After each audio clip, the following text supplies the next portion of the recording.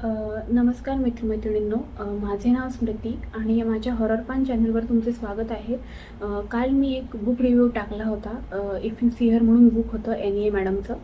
So आज मी book review नाही टाकणार आहे. आज मी एक तुम्हाला हॉरर स्टोरी सांगणार आहे.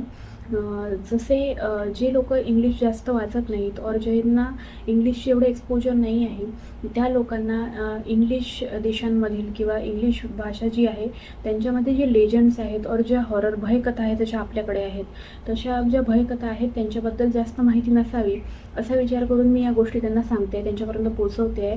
ज्या लोकांना हॉरर स्टोरीज खूप आवडतात, भयकथा खूप आवडतात वाचायला, ऐकायला.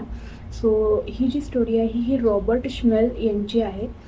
रॉबर्ट स्मेल जे होते ते कॉलोराडो जॉर्जटाउन येथे राहायचे.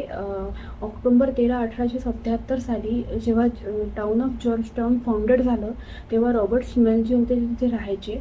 आणि ते लहानपणापासूनच थोडे तुम्ही म्हणता तसं विम्झिकल होते असं म्हणतात. आणि त्यांनी तेथे त्यांच्या टाऊनमध्ये 1 ते 2 लोकांचा मर्डर केला. म्हणजे त्याचे तिथे जे बुचर होते, म्हणजे त्यांचं मीट रिलेटेड काही बिझनेस असेल, त्यांना त्यांनी मारलं आणि त्यांनी पैसे पण चोरले. आणि अजून एका व्यक्तीचा त्यांनी तिथे खून केला. ती कम्युनिटी छोटी असल्यामुळे ज्या व्यक्तींचा त्यांनी खून केला त्या व्यक्ती त्या लोकांशी खूप इंटरॅक्टेड होते आणि त्याच्यामुळे लोकांमध्ये खूप जास्त राग होता रॉबर्ट स्मेल यांच्यासाठी.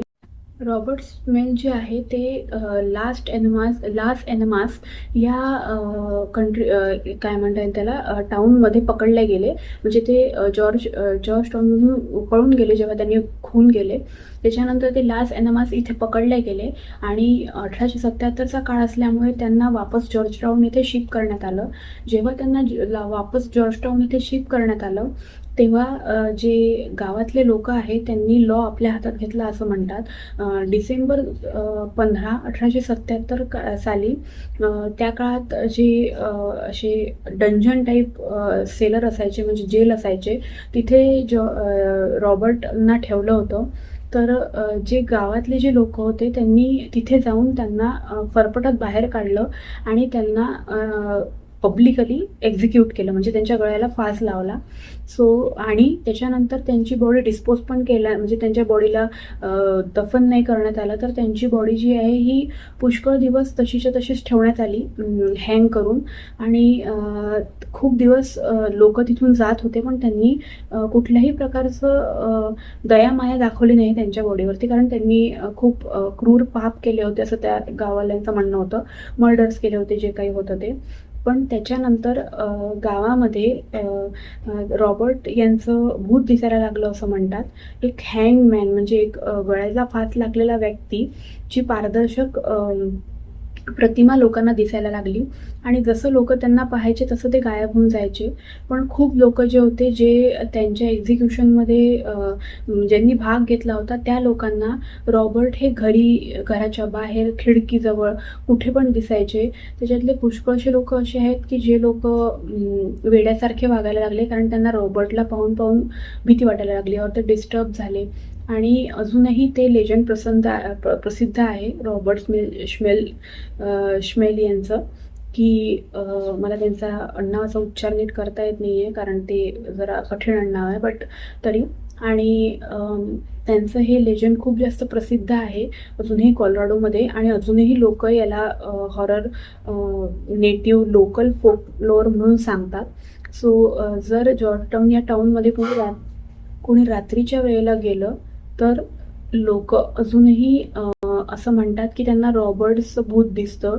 एक हँगमॅन ज्याच्या गळ्याला फास लागलेला आहे असा व्यक्ती, पारदर्शक प्रतिमा लोकांना दिसते आणि रात्री बेरात्री ते त्या चौकामध्ये जिथे ते हँग झाले होते तिथे ते अजूनही फिरत राहतात असं लोकांचं म्हणणं आहे. सो ही एक छोटीशी इंटरेस्टिंग गोष्ट होती. तुम्हाला जर अशा प्रकारच्या गोष्टी आवडत असतील तर तुम्ही मला सांगू शकता. मी चांगल्या प्रकारे रिसर्च करून मोठ्या मोठ्या गोष्टी पण घेऊन येईल. जसे आपण सगळ्यांनीच एड आणि लॉरेन वॉरेनचे मूवी पाहिले असतील, कॉन्ज्युरिंग झाला, त्याच्यानंतर ॲनाबेल झाला, या सगळ्या त्यांच्या केसेस आहेत. तर तशाच एड आणि लॉरेन वॉरेनच्या पुष्कळ केसेस आहेत ज्या पिक्चरमध्ये कन्व्हर्ट झालेल्या नाही आहेत.